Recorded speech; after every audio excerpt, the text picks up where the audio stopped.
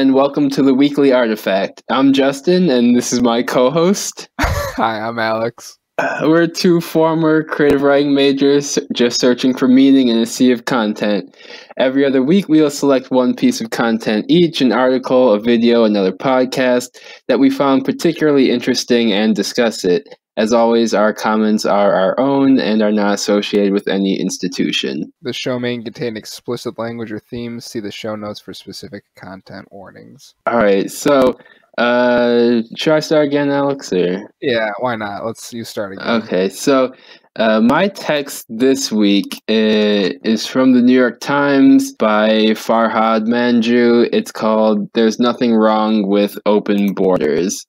So I'll go through and just give some highlights from the article. So it opens up talking about how the internet can expand the bounds of acceptable discourse, and obviously it's talking about borders. I'll read from a part of it here. It says, imagine not just opposing President Trump's wall, but also opposing the nation's cruel and expensive immigration and border security apparatus in its entirety. Imagine radically shifting our stance towards outsiders from one of suspicion to one of warm embrace. The article goes on to make the point, says, it would be a change from the stale politics of the modern era in which both parties agreed on the supposed wisdom of quote-unquote border security and assumed that immigrants were to be feared. It also makes a point that I'll come back to at the end, but it says by mere accident of geography, some were given freedom and others denied it, referring to how depending on which side of the border you fall on, you perhaps have different rights. Just one more quote here. It's talking about different arguments people can make in favor of immigration, such as talking about how immigrants are not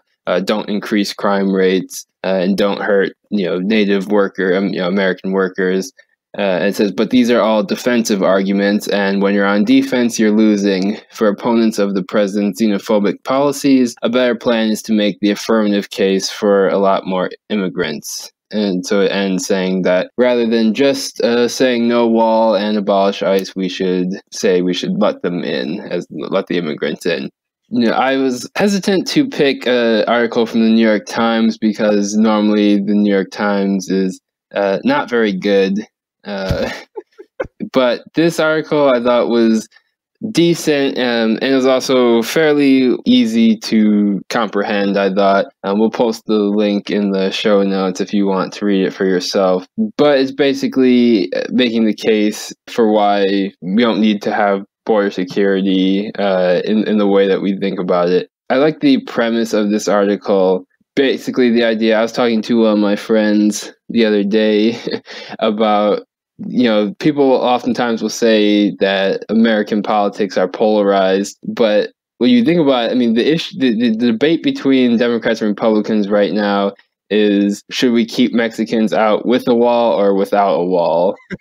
Which I mean, I don't really see how that's very polar. It seems like basically the same position, which this article points out pretty well, I thought. So that was good. And also the point about geography is good as well, particularly if you think about people who live on border towns. I know someone who used to live on border town, and he would talk about how these people are basically your neighbors. They look like you. They have the same sort of culture as you have. And there's really not much of a difference, but because you happen to be born slightly above the border and they're born slightly below it, then you just live totally different lives, which is kind of strange when you think about it. And then ultimately, just the point about being able to expand the discourse. I feel that for as much as people sort of pretend to be against Trump, I remember I was having a conversation with someone who I will not name not too long ago, and she said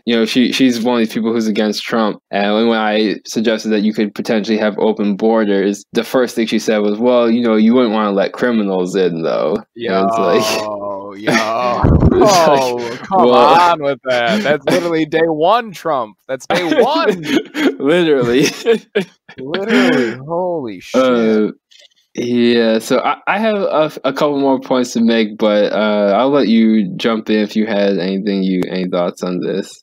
I was going to ask you if you wanted to go more in on your opinion on the New York Times. Yeah, so I was going to go back to that. So let me read one quote here that I didn't read the first time through. So towards the end of the article, it mentions, so the quote is, economically and strategically, open borders isn't just a good plan, it's the only chance we've got. America is an aging nation with a stagnant population. We have ample land to house lots more people, but we are increasingly short of workers. And on the global stage, we face two colossi, India and China, which with their billions are projected to outstrip American economic hegemony within 2 decades. And that kind of summarizes the issue with the New York Times.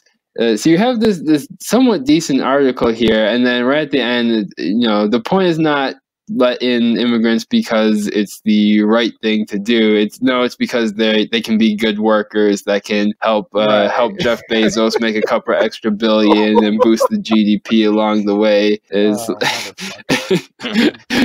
Yeah, you don't have to compete with China. You can just exist. Like, who gives a shit if, like, we're not having kids? We don't need more kids. Just, like, fucking let them exist. Like, they can just live where they want to. It's a fake line that you got in the middle of a war. Like, what are you talking about? Yeah, it just seems so bizarre too. Like, well, we're going to put less emphasis on borders and create more global community so that we can compete with other countries. Like, yeah, is the point to make a more global community or to compete? Because those two things don't really seem to go together.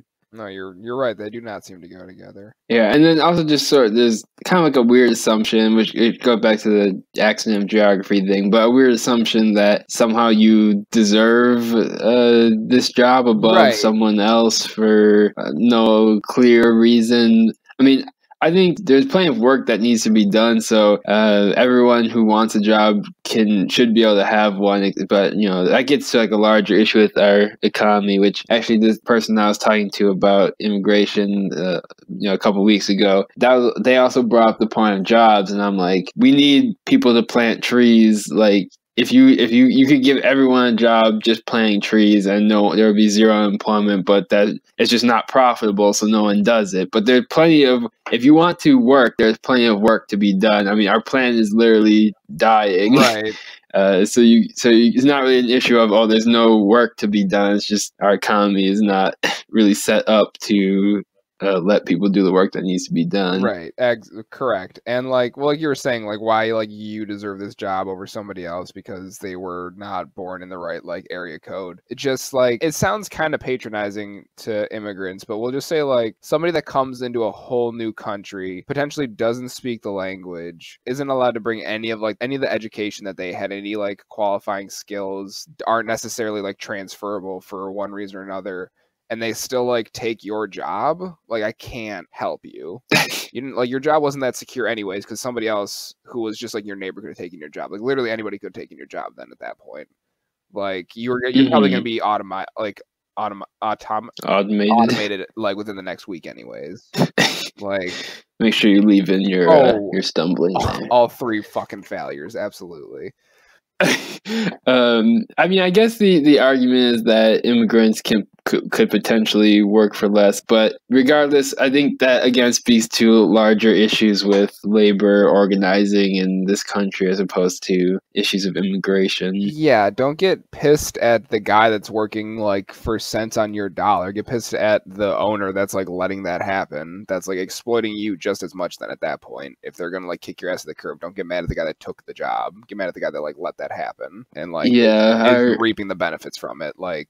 Punch up, not down. Why are you your anger is wholly misguided. Yeah, it's very easy to blame people with no money and no power until you think about it for a little bit. Right. The last point I'll make, and then we can move on. Hopefully this episode will be a little quicker than the last one. The other thing I did not like about the article, too, was how much faith it placed in the Democratic Party. Yeah. It seems to think that they are an actual leftist party, which I think has been exposed not to be true. I'll make that my safe room 1 week, not this week. But anyway, so that was a little bit annoying. I think that I want both parties to die, but Mm-hmm. Yeah, the Democrats can die out. But I will also recommend, somewhat tepidly, the book Border Rhetorics by Robert DeChane. I think it's how you pronounce his name. I'm not sure. It could be DeShane.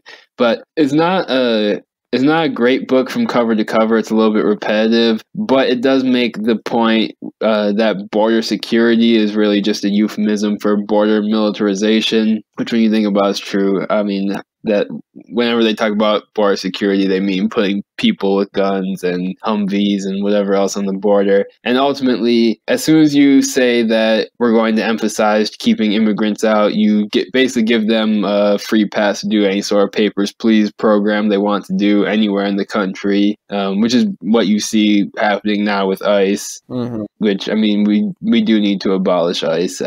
They basically are the American Gestapo. I'm not really sure how we allow that. So I would recommend that book, but again, it's not the world's greatest book, but it does make a few good points. Those are my thoughts on this article. I don't know if you had anything else to say about it. No, I think you just about covered it.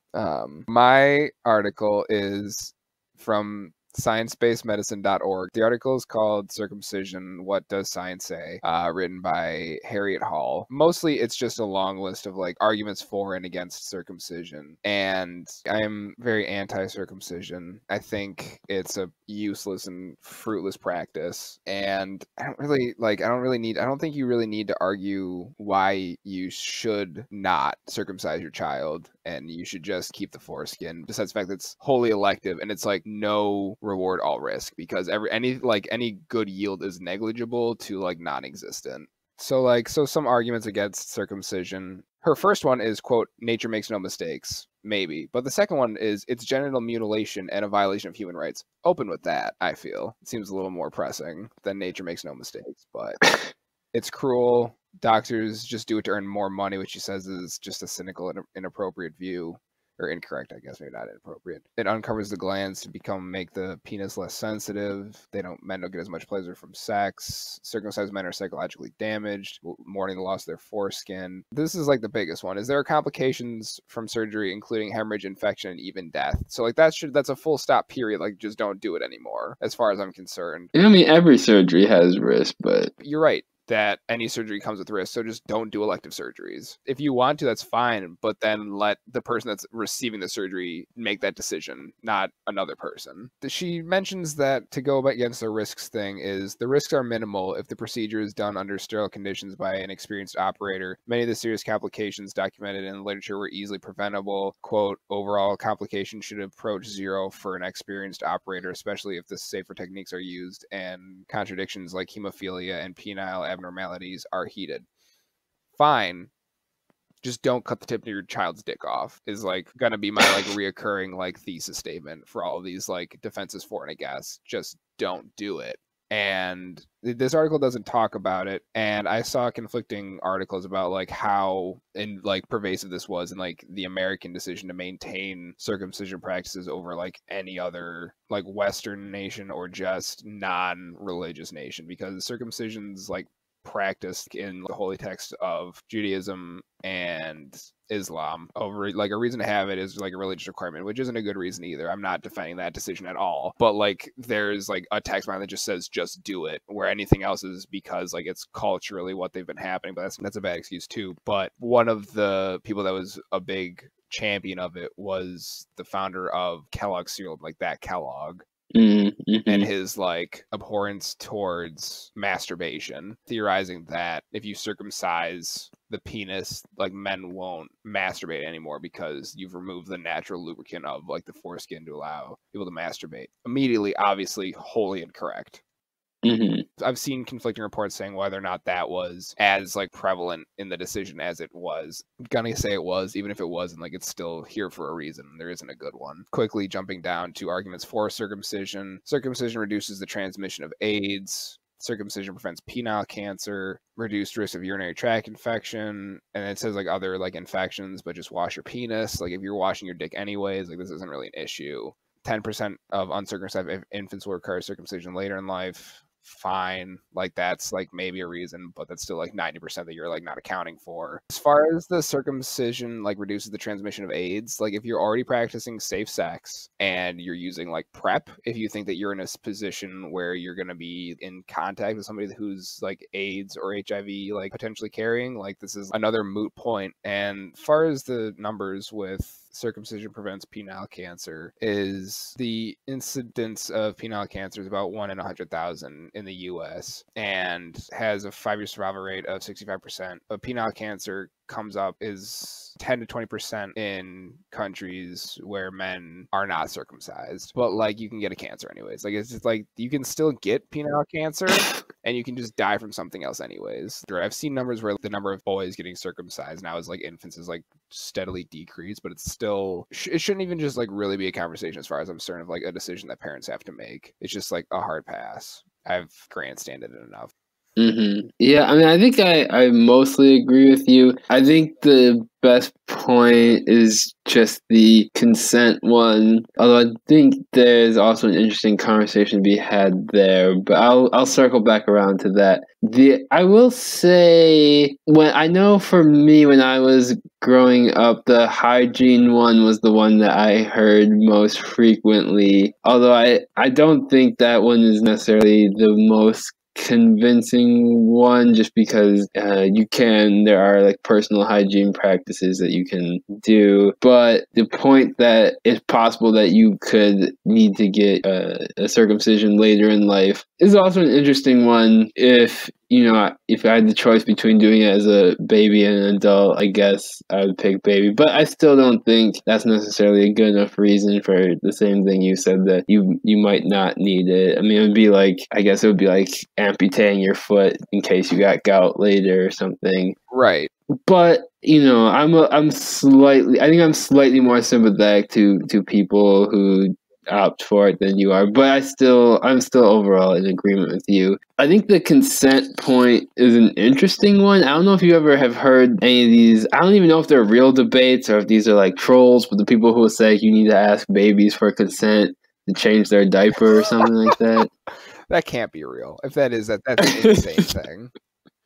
But I think there is kind of some interesting conversation to potentially have about like what do you need to ask a baby for consent for and what don't you need to ask I mean, obviously babies can't give consent, but the only point being there are some things that you just do to babies because they're babies. Right, but the majority of the world doesn't just do this to babies. Like this is even like Canada, like this is like an American thing. It's like not even like North America, it's just America. Like Canada doesn't fuck around like this. Not like none of like this used to be a lot more popular even like through like the 80s, and then it like really dropped off and everybody's like, wait, this is just useless. The one of the points that just sort of like rubbed me the wrong way mostly was one of her arguments against was some men more than lost their foreskin, some misses so much they get reconstructive surgery, and circumcised men are psychologically damaged. And she said that some men are psychologically damaged by circumcision more than lost their foreskin. Their mental health must be pathologically fragile.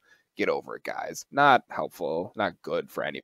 Like you can't like tell somebody what to get upset about, and like you literally use the word mutilation yourself like as an infant, like doesn't mean that you just like it's a pass, like you can't be upset about that. What if you like didn't want it and now it's just there and it just like exists? Like get over it, guys is not like a good defense against saying it like hurts people psychologically. So what isn't a defense against like somebody raising a even halfway legitimate point? Yeah, I mean the article at points the article is written fairly straightforwardly, and then at other points it is written very poorly, to say the least. Yeah, at the bottom it says Harriet Wilson, MD, also known as the Skep Doc. Yeah, I like she wrote that herself. Like, I don't know. That's all I really have to say. It wasn't like a terribly long article, and I don't like have a lot to say like about circumcision besides like it's just not wholly meritless, but mostly meritless practice. It's just like become a pervasive part of the culture, like ice. This is my ice. Abolish circumcision, abolish ice. Yeah, like I said, I think I'm mostly in agreement with you. So, well, listen, I know I exclusively come swinging out the gate, so you should be probably somewhere a little like adjacent to me, not next to me. What? Save the hot takes for safe room. That's the magic word to get us to the safe room. Is safe room. Yeah, we just as we did last week, we'll take some time to go into our safe room.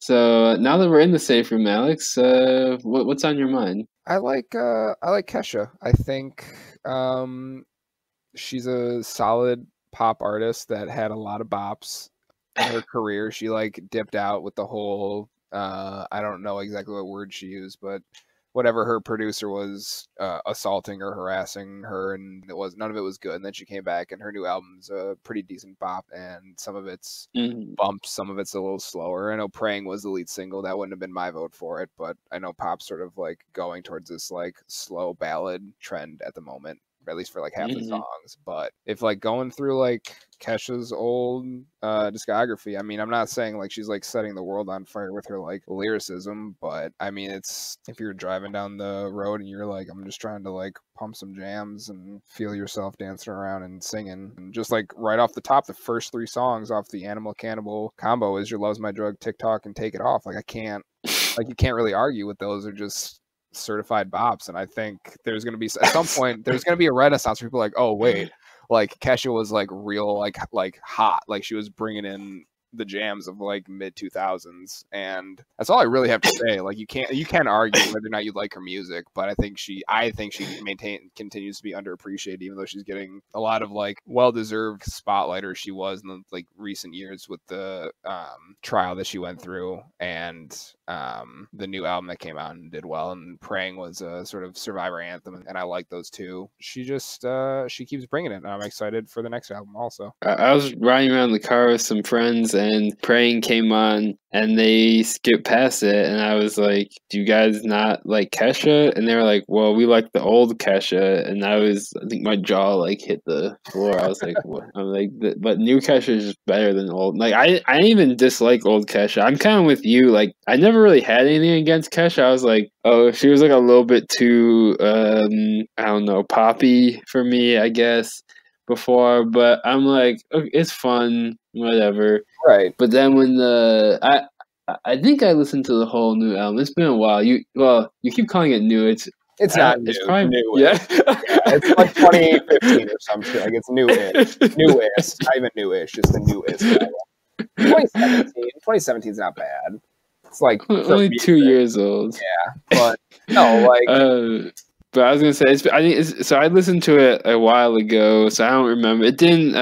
I can't say that like hit my top albums of all time list, but yeah, I mean, I'm mostly with you. I have nothing against Kesha. I'm mostly like her. Yeah, I mean, I think because she came out like for us, like I mean, this was like mostly like through high school was when she was really sort of doing the thing. And so it was like a thing where like, oh, like ironically, I'll like listen to Kesha because it's like a little too, like you said, it's like very aggressively poppy and just party anthem, and like it's like a good listen. Mm-hmm. Anyway, that's my safe room, is that Kesha is good, and I'm not afraid to admit it. Okay. Not what I was expecting for the safe room, but that's always okay going in a different direction too. Some positivity, I guess. Yeah, well, that's the thing. I know like safe room sort of implies like just shitting on something, but listen, sometimes I just a little shout out to our 0 viewers yet because we haven't published. I don't know what you're talking about. We definitely have published. Yeah, right. What is your safe room, Justin? I'm very excited now. I feel like I've really put in all this positive energy. Now you're just like, all right, well, now it's time to get into it. Well, since it is Sunday night, because that's when we record, is on Sunday night. And it's actually the Super Bowl is being played right now. Yep. Because we both skipped the Super Bowl to record this. Mm-hmm. So that's why my safe room is a timely safe room about football. Mm-hmm. And why we're we're both not watching the NFL, but particularly I'm not watching the NFL. So the NFL is racist, and also the NFL is not good. Those are my 2 points.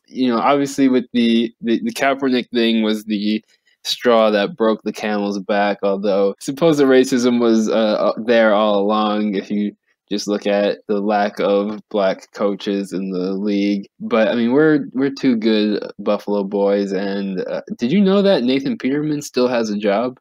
I know he got picked up by the Oakland Raiders or was getting He did. weighted. Yeah, so that's insane. That's an insane thing that happened. I can't get my head around that. Mike Tomlin's holding it down for the entire black coaching staff in the NFL.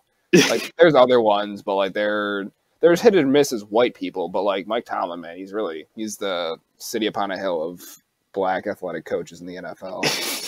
I think he's even on the hot seat now too, but which is insane. Ben Roethlisberger's an old ass man, and every single wide receiver running back is a little fucking baby about their shit, which is fine. I agree with them though. Let me be clear: get your money, but also they're not showing up to games. You can't. Don't blame Mike Tomlin. Yeah, but anyway, but to go back to quarterbacks for a second, though. So Nathan Peterman has a job, but the one that was wild to me, too, well, this again speaks to the racism of the NFL. The Washington football team, whose name I will not mention. Kaepernick already beat out Alex Smith for a starting job back in San Francisco. Correct. But somehow Alex Smith had a job and not Kaepernick. But fine. Alex Smith breaks his leg, and Washington does not bring in Kaepernick, but does not even bring him in as a backup. Then their backup breaks his leg the next week, and they still don't bring in Kaepernick, not even as the backup to the former third stringer. Which I think is just place kicker at that point. And then Washington slides from first place in the division to missing the playoffs, which is what they deserve, and that's why they can't sell out their games anymore. But for racism aside, the NFL is just not good. Okay, I suppose this actually worked out very well. I'll just drop the charade, and it's not actually Sunday, but had it going. Well, the only reason I do that is because the Super Bowl is trash. I did not watch it, but I was following the score, refreshing my computer, which I was sure had frozen because I knew that there was no way that there was only 3-0. And still in the third quarter or something. Yes. From what I've heard that Tom Brady was out there skipping balls off the ground to his receivers. Well, he literally scored 0 points the whole game, and people are going to say, "Oh, the GOAT." He was responsible for 0 points in the entire game. That's the fucking greatest of all time. Yeah, I heard Jared Goff couldn't even throw the ball out of bounds. He was just running to the sidelines. I heard it was a very bad game, which is also what this league deserves. The league it's not a good sport. It's not a good product to watch. And if people are still watching the NFL, I think if you stop watching it, you will realize that you're not missing anything. And I'm definitely have more time and do not regret not watching the NFL. Well, I know when it was Nick Foles beating the Patriots, this was very much people were like, this is analogous to socialists versus the Republican Party. But here's really the thing about this Super Bowl. Let's get these 3 teams sorted and let's figure out the association between these 3 cities and what we think of them. New England, Boston, and Tom Brady with his MAGA hat in his goddamn locker. Los Angeles Rams, old white elitist quote liberal wealth, and New Orleans, Louisiana, and you're gonna tell me that the official rule boys at the last second fucking tabletop Louisiana from going into the 1v1 contest, and then it was a goddamn race to the bottom the entire time between the 2 teams, and everybody said it was the big boys, and then lo and behold, fucking Boston won out. This, you can't write this shit. The metaphors are unprecedented. Yeah, if there's any team that represents white supremacy, it's definitely the New England Patriots. Oh my god! Holy shit! They just kind of put it in our faces every year, and we both I haven't watched a single NFL game this year. I'm pretty sure, at least not completely. I might have walked in on a couple. I did not watch the Super Bowl at all. Not only because I had a paper to write that was due at 11:59 that I handed in at 11:30, but that's good for you. That's pretty solid. I'm going to be honest. I've cut it a lot closer most of the time. Even if, like, whatever, like, the Saints should have won, Bernie should have won, who gives a shit? Like, it's already happened. It's too late. But, like, no matter what, Drew Brees was putting up more than 3 fucking points. Like, it would have been a better Super Bowl even if he existed. There's no fucking way. You can't tell me anything besides the fact that the Saints team from fucking 2018, 2019 season couldn't have put more than 3 fucking points against the Patriots. Fucking embarrassing. Yeah, it was not good. Yeah, I'll recommend the Intercept has a podcast, the NFL's Violent Ballet, which I would recommend if people haven't seen that one. It's about the concussion issue. It's all the concussions, inspired by that video where they just show all the concussions from. I don't think this past season, but I think from 2 seasons ago. But I'll recommend that. That's all I gotta say about the NFL. What do you think will happen when inevitably somebody just dies on the field? Is the answer nothing or something 2 years later? Honestly, they'll probably use it as a rallying point to get people to watch more football. I was trying to think of like the closest analogy. I can't remember. It was the one dude for the Saints. Didn't he like break his neck and got paralyzed for life?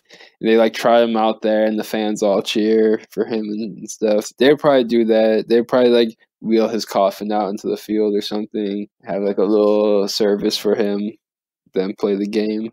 Oh, 100%. When it's inherently part of the game, it's a bad game. Like that, just saying it's part of the game is a way more damaging defense than you think it is.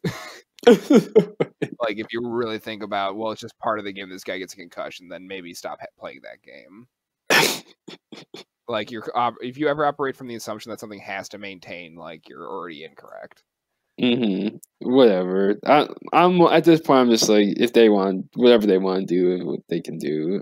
I'm just done with it. Yeah, you're absolutely right. Like this is the second year now that I haven't like actively watched even a single game, and fuck it doesn't feel bad. That's our show for this week.